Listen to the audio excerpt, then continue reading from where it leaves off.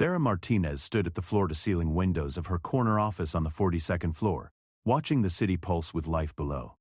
At 38, she had built Meridian Industries from a small consulting firm into a billion-dollar empire that dominated 3 major markets.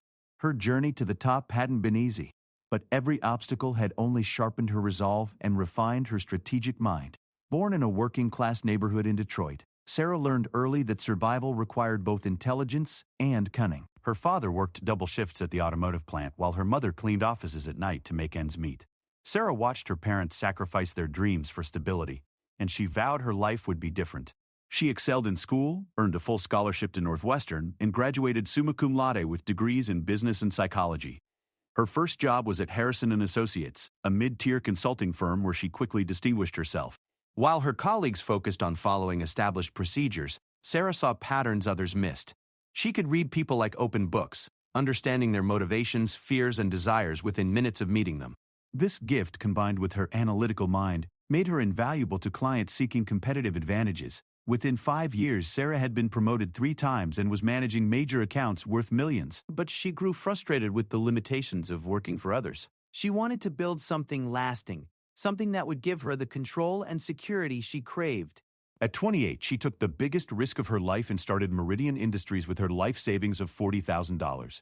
The early days were brutal. Sarah worked 18-hour days, slept on a couch in her tiny rented office, and lived on coffee and determination. She landed her first major contract by underbidding established competitors by 30%, while promising results they couldn't match. The gamble paid off spectacularly. Not only did she deliver beyond expectations, but the client became her biggest advocate, referring her to other companies. Sarah's reputation grew rapidly and She had an uncanny ability to transform struggling businesses into profitable ventures. Her secret wasn't just traditional consulting. She understood that every business challenge was ultimately a human challenge. She studied organizational psychology, power dynamics, and behavioral economics, developing a unique methodology that addressed both systemic issues and human motivations. As Meridian expanded, Sarah carefully selected her team. She didn't want yes-men or traditional corporate climbers. Instead, she sought out brilliant misfits, people who thought differently, questioned assumptions, and shared her hunger for excellence. Marcus Chen, a former Wall Street analyst who had been blacklisted for exposing corruption, became her chief financial officer. Diana Rodriguez, a marketing genius who had been pushed out of major agencies for being too innovative, led her branding initiatives. Together, they formed an unstoppable core that drove Meridian's explosive growth. By her mid-30s, Sarah controlled a business empire that included management consulting, technology solutions, and strategic investments. She had offices in 12 cities, employed over 800 people, and her clients included Fortune 500 companies and government agencies. Industry magazines featured her on covers. Business schools studied her methods, and competitors tried unsuccessfully to poach her top talent. But success bred enemies. Traditional consulting firms watched in frustration as Sarah's company captured contracts they considered rightfully theirs. Established players in various industries found their comfortable market positions threatened by her clients' sudden competitive advantages. Whispers began circulating in boardrooms and at industry conferences. Some called her methods unorthodox. Others suggested she had access to inside information. A few even questioned whether her rapid rise was entirely legitimate. Sarah was aware of the growing resentment, but initially dismissed it as jealousy. She had built Meridian through hard work, innovation, and delivering results. Her methods were aggressive but legal. Her strategies were bold but ethical. How can you feel? She believed that excellence would ultimately speak for itself and that her critics would eventually be forced to acknowledge her accomplishments. The first serious challenge came from Blackstone Consulting, a century-old firm that had dominated the East Coast market for generations. Led by Richard Blackstone III, a Harvard-educated traditionalist who had inherited the company from his father, Blackstone Consulting represented old money establishment values that Sarah's success directly challenged. Richard had initially attempted to acquire Meridian through a hostile takeover, offering Sarah triple her company's market value. When she rejected the offer, he tried to poach her key employees with salary packages that doubled their current compensation. When that failed, he began spreading rumors about Meridian's business practices, suggesting to potential clients that Sarah's rapid success was suspicious and unsustainable. The rumors gained traction when Gregory Walsh, Sarah's former mentor at Harrison & Associates, publicly questioned her methods during a television interview. Walsh claimed that Sarah had stolen proprietary methodologies and client lists when she left his firm. He suggested that her success was built on intellectual property theft and unethical competitive practices. Sarah was stunned by the accusation. Walsh had been like a father to her during her early career, and she had always credited him publicly for shaping her professional development. His betrayal cut deep, but she responded with characteristic determination. She assembled a legal team and prepared to defend both her reputation and her company. The situation escalated quickly. 3 of Sarah's major clients received anonymous packages containing documents that allegedly proved she had misrepresented her qualifications and experience.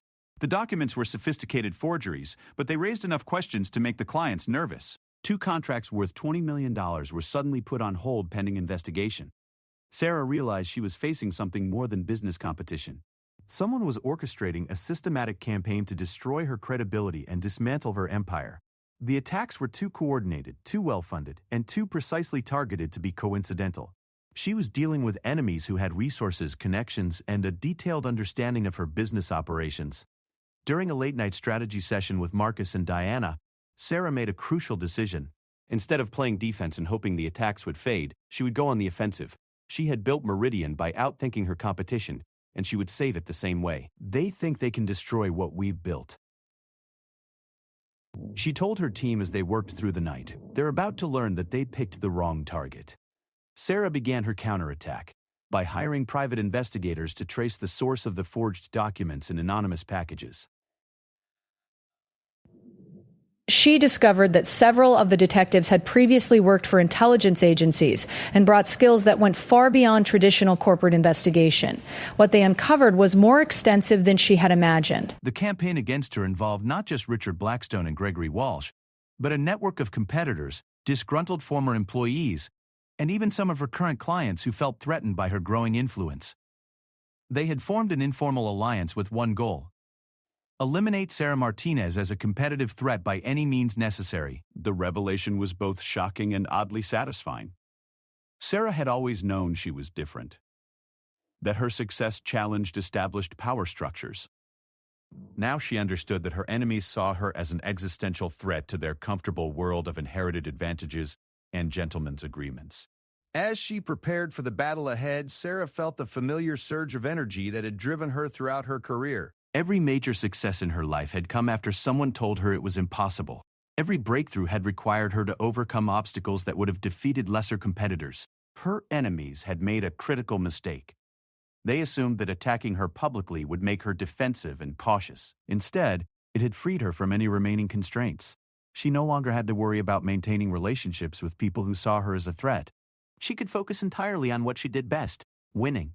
The war for control of her empire was about to begin, and Sarah Martinez was ready to show her enemies exactly why she had never lost a battle that truly mattered. What sounds like a combination of man brings back so much faster to today? The coordinated attack on Sarah's empire intensified with surgical precision. Within 2 weeks of the first anonymous packages, 4 more major clients received similar materials, each package customized with specific details about their relationship with Meridian Industries. The psychological warfare was sophisticated. The attackers knew exactly how to exploit each client's particular insecurities and concerns. Sarah called an emergency meeting with her senior leadership team. The conference room on the 40th floor had always been her war room, but now it felt like an actual battlefield command center. Marcus had spread financial reports across the long mahogany table, showing the immediate impact of the sustained attacks. Diana had prepared a comprehensive analysis of the media coverage, tracking how negative stories were being planted and amplified across industry publications. The financial damage is manageable in the short term, Marcus reported, his usually calm demeanor showing strain. But if we lose 3 more major contracts, we'll have to consider layoffs. The uncertainty is making our banking partners nervous, and our line of credit is under review. Diana's analysis was even more troubling. This isn't random gossip or typical business competition, she explained, pointing to a complex web of connections she had mapped on the wall. Someone is paying for professional reputation management in reverse. They're using the same techniques political campaigns use to destroy opponents, but they're applying them to corporate warfare. Sarah studied the evidence her team had assembled. The attacks weren't just coming from obvious competitors like Richard Blackstone. Former employees who had left Meridian years ago were suddenly giving interviews to trade publications, sharing carefully crafted stories about alleged workplace problems. Industry analysts who had never previously commented on her company were publishing negative reports questioning her business model. Even some of her suppliers were being pressured to terminate their relationships. The most damaging attack came from an unexpected source. Jennifer Morrison, who had been Sarah's director of operations before leaving to start her own firm, published an open letter in the Wall Street Journal titled, "The Dark Side of Disruptive Leadership." In the letter, Jennifer claimed that Sarah's success was built on a foundation of psychological manipulation and exploitation of her employees' personal vulnerabilities. Jennifer's accusations were particularly dangerous because they contained enough truth to be credible. Sarah did use psychological insights to motivate her team and understand her clients' needs. She had always been direct about studying human behavior to improve business outcomes. But Jennifer twisted these facts into a narrative of manipulation and abuse, suggesting that Sarah's methods were unethical and potentially illegal. The letter triggered a cascade of secondary attacks. Social media campaigns emerged overnight, amplifying Jennifer's accusations and encouraging former employees to share their own negative experiences. A business ethics professor at Harvard published an academic paper analyzing Sarah's leadership style, concluding that her methods represented a dangerous trend toward psychological exploitation in modern business. Sarah's first instinct was to respond immediately with facts and legal action. She had documentation proving that Jennifer's specific claims were false, and she was confident that a thorough investigation would vindicate her completely. But her private investigators advised patience. They want you to react emotionally, explained Detective Ray Coleman, a former FBI agent who was leading the investigation into the conspiracy against her. Every public response you make gives them new ammunition and keeps the story alive. They're hoping you'll make a mistake that justifies their accusations. Instead of responding publicly, Sarah authorized her team to accelerate their investigation into the conspiracy's origins and funding. What they discovered exceeded her worst expectations. The alliance against her wasn't just informal cooperation between competitors.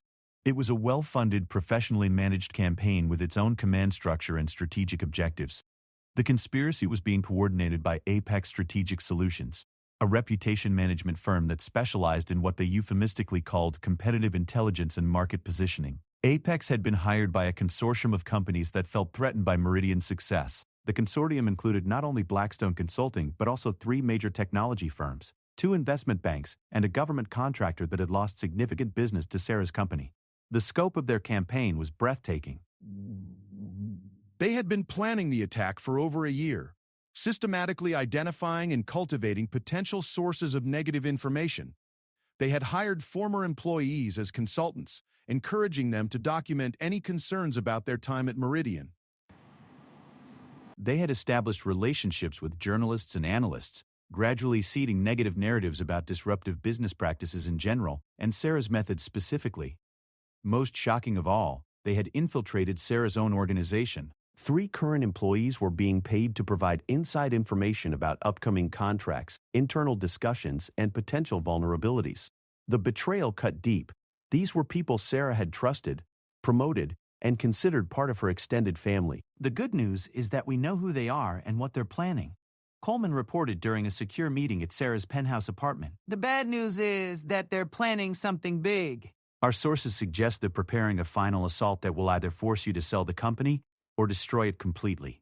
Sarah spent the weekend alone, walking through the city and thinking about her options. She could continue playing defense, hoping to weather the storm, while her legal team fought back through traditional channels. She could consider negotiating with her enemies, perhaps agreeing to limit her expansion in exchange for peace. Or she could do what every instinct told her to do, take control of the battlefield and turn her enemies' strengths against them. By Monday morning, her decision was made. She called an all-hands meeting for the entire company, something she had never done before. 800 employees gathered in the main auditorium, sensing that something significant was about to happen. Sarah took the stage without notes or prepared remarks. She spoke from the heart about the attacks Meridian was facing, acknowledging that the situation was serious but emphasizing that it represented an opportunity rather than just a threat. For the past month, we've been under attack by people who fear what we represent, she told her team. They're afraid because we've proven that excellence and innovation can triumph over inherited advantages and established power. They want us to play by their rules, accept their limitations, and settle for their definition of success. She paused, making eye contact with employees throughout the auditorium. This is the book it's about history in the first place. This is the book it's about history in the first place. This is the book it's about history in the first place. But we didn't build this company by accepting other people's limitations. We built it by imagining what was possible and then making it real. Today, I'm asking you to help me do something that our enemies will never expect. not just survive their attacks, but use their assault as fuel for our biggest expansion ever. Sarah outlined an ambitious plan that would transform Meridian from a consulting firm into a comprehensive business solutions ecosystem. Instead of simply defending their existing markets, they would enter new industries, launch new services, and establish partnerships that would make them impossible to dislodge from their dominant position. The plan was audacious and risky, requiring significant investment at exactly the moment when the company's resources were under pressure. But Sarah had learned from her enemy's tactics. If they could coordinate across multiple industries to attack her, she could coordinate across multiple markets to strengthen her position. The first phase involved acquiring 3 smaller companies that complemented Meridian's existing capabilities. Sarah had been considering these acquisitions for months, but the attacks had accelerated her timeline. By absorbing these companies immediately, she would gain access to new client bases, specialized expertise, and additional revenue streams that would offset any losses from the conspiracy's attacks. The second phase was more aggressive. Sarah planned to launch a new division that would compete directly with Apex Strategic Solutions, the firm coordinating the attacks against her. She would hire away their best consultants, undercut their pricing, and use her understanding of their methods to provide superior services to their clients. The third phase would be the most challenging. Sarah intended to expose the entire conspiracy publicly, not through defensive press releases or legal filings, but through a carefully orchestrated campaign that would demonstrate exactly how coordinated attacks on successful businesses actually worked. They think they're fighting a small consulting firm, Sarah told her leadership team as they worked through the details of her counteroffensive. They're about to discover they're fighting something much more dangerous, an idea that refuses to be contained. The transformation began immediately. Within 72 hours, Sarah had signed letters of intent for all 3 acquisitions. Within a week, she had hired 12 senior consultants from various competitors, including 3 from Apex Strategic Solutions itself. Her new hires brought insider knowledge of the conspiracy's tactics and timeline, giving Sarah crucial intelligence about their next moves. The speed of her response caught her enemies completely off guard. They had expected her to hunker down defensively while their attacks gradually weakened her company's position. Instead, she was expanding aggressively and turning their own tactics against them. Richard Blackstone called an emergency meeting of the consortium, demanding that they accelerate their final assault before Sarah's counteroffensive gained momentum. But coordination that had seemed simple when they were on the attack became complicated when they were suddenly playing defense. Sarah's investigation team, meanwhile, had gathered enough evidence to prove the conspiracy's existence and identify its key participants. The question was no longer whether she could expose them, but when and how to use this information for maximum impact. The war was entering a new phase. And for the first time since the attacks began, Sarah felt the familiar satisfaction of a plan coming together. Her enemies had taught her valuable lessons about coordinated strategic warfare. Now she was about to demonstrate that she had been an excellent student.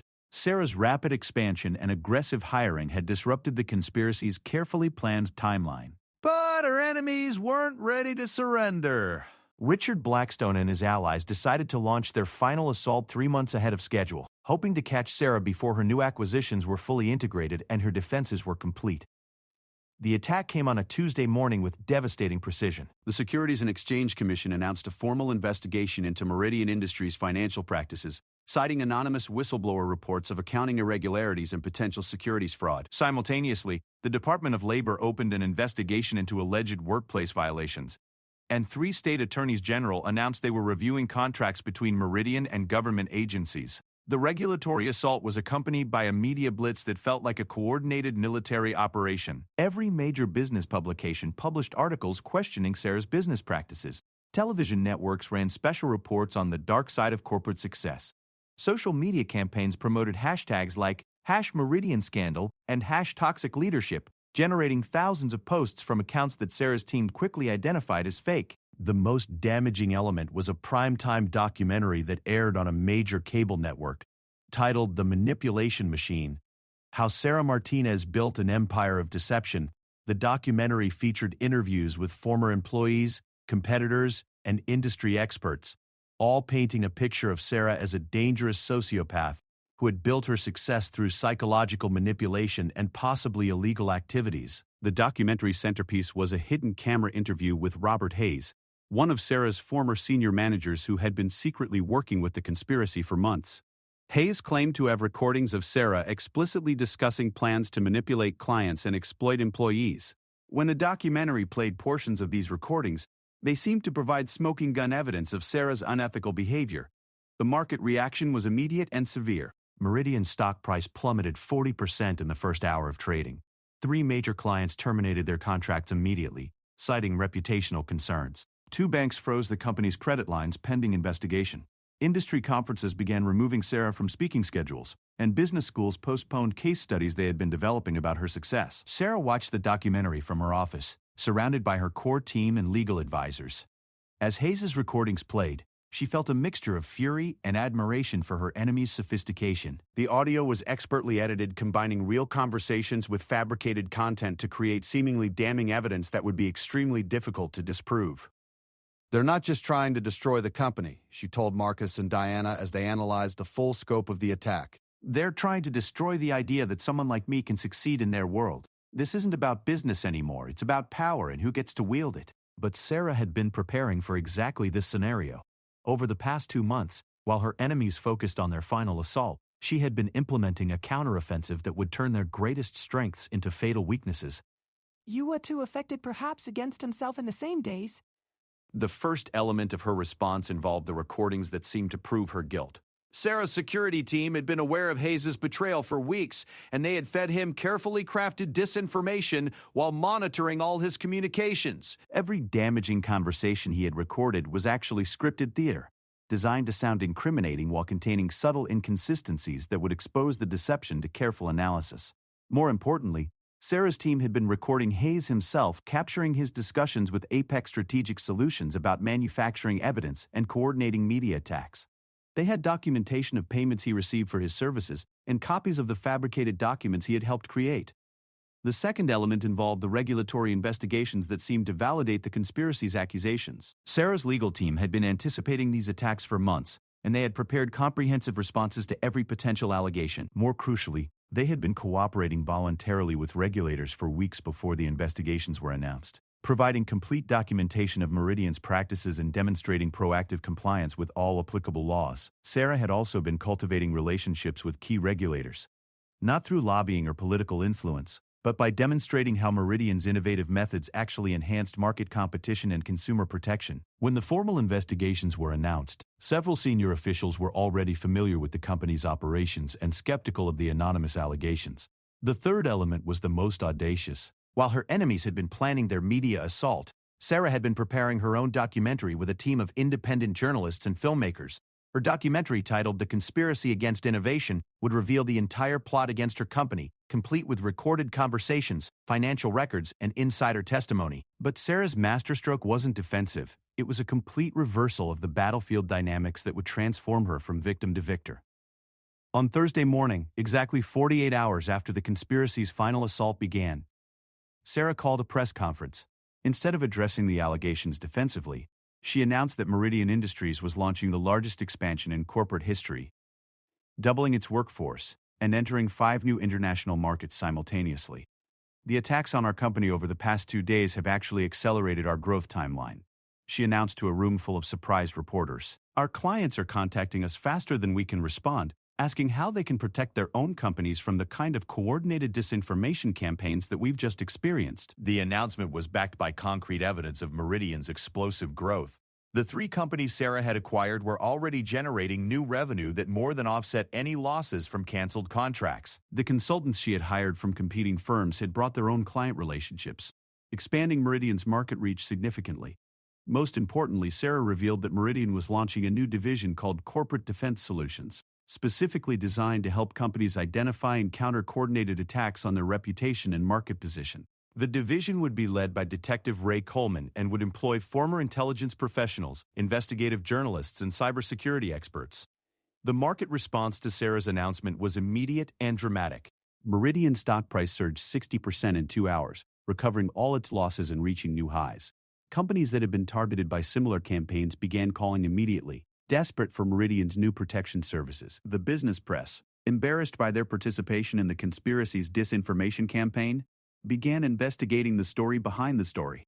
Sarah's enemies found themselves in an impossible position. Their coordinated attack had been exposed as exactly that, a coordinated attack. The evidence Sarah's team had gathered proved beyond doubt that multiple companies had conspired to destroy a competitor through illegal means.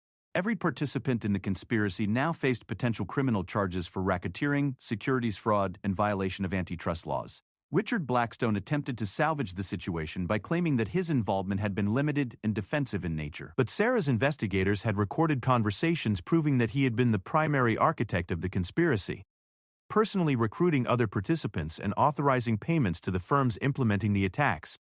Gregory Walsh, Sarah's former mentor who had publicly questioned her methods, found himself facing professional sanctions from the consulting industry's ethics board. His firm lost 3 major clients in a single day, and several former employees came forward with their own stories about his unethical behavior over the years. Jennifer Morrison, who had written the damaging Wall Street Journal article, discovered that her own company was being investigated by the same regulatory agencies that had been weaponized against Sarah. Former employees began sharing stories about Jennifer's questionable business practices, and her largest client terminated their contract citing concerns about her credibility. The most satisfying reversal involved Apex Strategic Solutions, the firm that had coordinated the entire conspiracy. Sarah's new Corporate Defense Solutions division began systematically exposing Apex's methods and client list, revealing a pattern of unethical and possibly illegal activities spanning multiple industries. Within 2 weeks, Apex had lost half its clients and was facing lawsuits from several companies that claimed they had been deceived about the firm's methods. But Sarah's ultimate victory wasn't the destruction of her enemies. It was the transformation of her company into something far more powerful than they had ever imagined. The conspiracy's attacks had inadvertently provided her with the perfect market opportunity. Companies across every industry were now aware of their vulnerability to coordinated disinformation campaigns and desperate for protection. Meridian's Corporate Defense Solutions division was booked solid for the next 18 months within 3 weeks of its launch. Sarah's methodology for identifying and countering business conspiracies became the industry standard, taught in business schools and implemented by corporations worldwide. The failed attack had also provided Sarah with invaluable intelligence about her competitors' weaknesses, strategic vulnerabilities, and hidden alliances. She now understood the power networks that had previously operated in shadows, and she could anticipate and counter future threats before they materialized. As Sarah stood in her office 6 months after the conspiracy's collapse, she reflected on the lessons she had learned. Her enemies had taught her that success inevitably attracted coordinated opposition from those who benefited from the status quo. They had shown her the importance of intelligence gathering, strategic patience, and comprehensive preparation. Most importantly, they had demonstrated that the greatest victories came not from defending against attacks, but from transforming those attacks into opportunities for unprecedented growth. Sarah's empire was now stronger, more diverse, and more secure than it had ever been, precisely because her enemies had forced her to evolve beyond their ability to threaten her. The war was over, but Sarah knew that greater challenges lay ahead. Her success in defeating the conspiracy had made her even more visible and powerful, which would inevitably attract new enemies with more sophisticated methods. But she was no longer the same person who had been caught off guard by the initial attacks. She had become something her enemies had never anticipated, a master of their own game, playing by rules they didn't even know existed. 2 years after the conspiracy's spectacular collapse, Sarah Martinez stood before the United Nations Global Business Council, delivering the keynote address on corporate responsibility in the digital age. The transformation of her role from embattled entrepreneur to international business leader would have seemed impossible during the darkest days of the attacks against her company.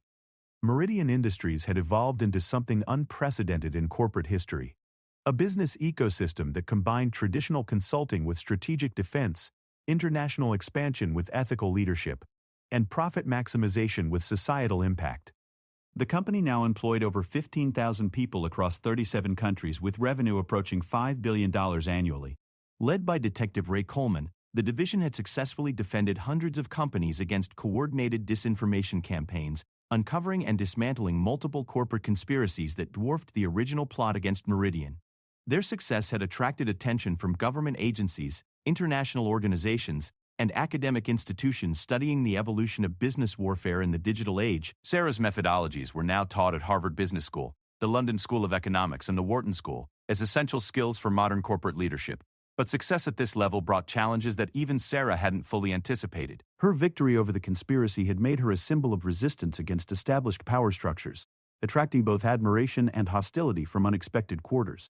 Activist groups praised her as a champion of merit over privilege, while traditional business leaders worried about the precedent her success represented. The most significant new challenge came from an unexpected source. her own success. Meridian Industries had grown so large and influential that it was beginning to face the same regulatory scrutiny and competitive pressures that had previously been reserved for established corporate giants. Some critics argued that Sarah's company had become the kind of dominant force that stifled innovation and competition. Sarah found herself navigating a complex political landscape where her every decision was analyzed for broader implications. When Meridian acquired a European consulting firm, critics accused her of building a monopoly. When she declined to acquire a smaller competitor, they suggested she was manipulating markets through selective competition. The personal toll was equally challenging. Sarah's romantic relationships had suffered under the pressure of constant public attention and security concerns. Her family worried about her safety, as she received increasingly sophisticated threats from various adversaries. The luxury penthouse that had once been her sanctuary was now surrounded by security measures that made spontaneous activities impossible. Most unexpectedly, Sarah discovered that some of her closest allies were struggling with the changes in their relationship dynamics. Marcus Chen, her longtime CFO, had grown uncomfortable with his role as a subordinate in an increasingly hierarchical organization. Diana Rodriguez felt that her creative contributions were being overshadowed by the company's focus on strategic defense and international expansion. These internal tensions came to a head during a board meeting focused on Meridian's 5-year strategic plan. Marcus presented financial projections showing that the company could achieve even greater growth by focusing exclusively on the most profitable services and divesting operations that served social good without maximizing returns. "We've proven that we can compete with anyone and win," Marcus argued. "But we're spreading ourselves too thin trying to be everything to everyone. The shareholders want us to maximize profits, not solve the world's problems." Diana disagreed, arguing that Meridian's unique value proposition came from its commitment to ethical practices and positive social impact. "The moment we become just another profit-maximizing corporation, we lose everything that made us special," she countered. "Our clients trust us because they know we won't sacrifice their long-term interests for short-term gains." Sarah listened to the debate with growing concern. She realized that her company's rapid growth had created internal contradictions that threatened to undermine everything she had built. The same success that had defeated her external enemies was creating new challenges from within her own organization. The solution came to Sarah during a weekend retreat at her family's cabin in northern Michigan, the same place where she had made the decision to start Meridian Industries over a decade earlier. Surrounded by the familiar sounds and smells of her childhood, she gained clarity about the path forward. Sarah's answer was characteristically audacious. Instead of choosing between profit maximization and social responsibility, she would restructure Meridian into something entirely new, a hybrid organization that could pursue both objectives simultaneously without compromise. The new structure divided Meridian into 3 interconnected entities. Meridian Industries would remain a traditional corporation, focused on consulting, strategic defense, and international expansion, with Marcus leading its operations and maximizing returns for shareholders. Meridian Foundation would become a non-profit organization focused on business education, ethical leadership development, and support for emerging entrepreneurs, with Diana as its director. The third entity was the most innovative. Meridian Ventures would function as a social impact investment fund, using profits from the corporation to invest in companies and initiatives that addressed global challenges while generating sustainable returns. This entity would be led by Sarah herself, allowing her to pursue her vision of business as a force for positive change without compromising her fiduciary duties to shareholders. The restructuring satisfied everyone's concerns while creating new opportunities for growth and impact. Marcus could focus on building the most profitable consulting operation in history without worrying about social objectives that complicated business decisions. Diana could develop programs that advanced ethical business practices without pressure to generate immediate profits. Sarah could pursue transformational investments that would reshape entire industries while maintaining her position as CEO of a thriving corporation. The market reaction to Meridian's restructuring was overwhelmingly positive. Investors appreciated the clarity of the new structure and the focus on profit maximization in the core business. Nonprofit organizations and academic institutions praised the foundation's commitment to ethical leadership development. Impact investors competed to partner with Meridian Ventures on projects that promised both financial returns and social benefits. More importantly, the restructuring attracted a new generation of talent that shared Sarah's vision of business as a platform for positive change.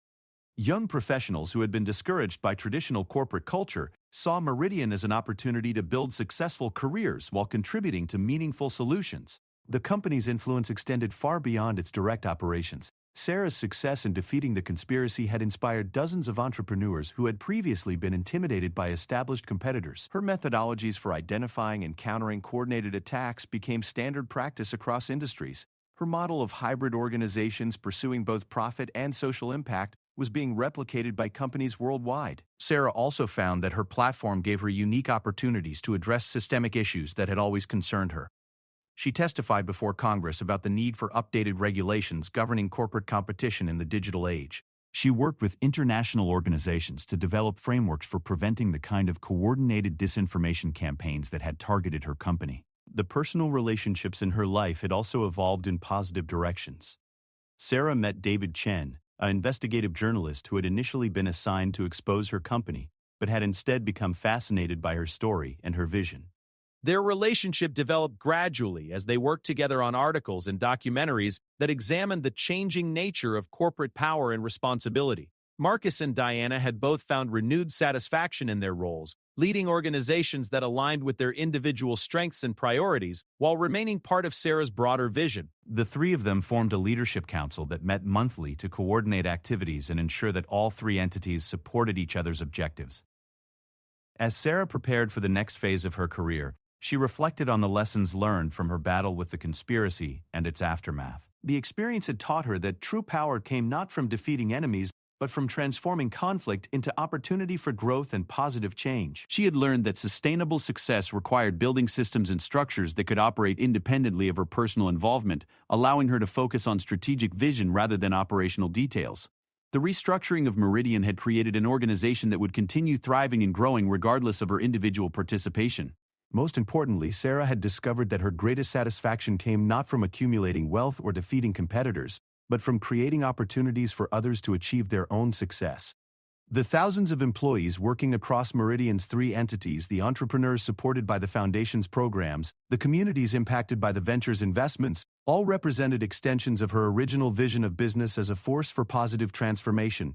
Standing before the United Nations Global Business Council, Sarah concluded her address by challenging her audience to think beyond traditional definitions of corporate success. 20 years ago, I started a small consulting firm because I wanted to prove that intelligence and hard work could triumph over inherited advantages and established power, she told the assembled leaders. Today, I challenge all of you to prove that business can be the most powerful force for positive change in human history. The choice is ours to make, and the time to make it is now. The conspiracy that had once threatened to destroy her company had ultimately become the catalyst for creating something far more significant, a new model of corporate leadership that would influence business practices for generations to come. Sarah's enemies had tried to topple her control, but their failure had enabled her to build an empire of ideas that extended far beyond their ability to threaten or contain. The girl from Detroit, who had once slept on an office couch, had become a global leader whose influence would outlast any individual company or personal achievement. Her greatest victory wasn't defeating those who had attacked her, it was transforming the very battlefield on which future business leaders would compete.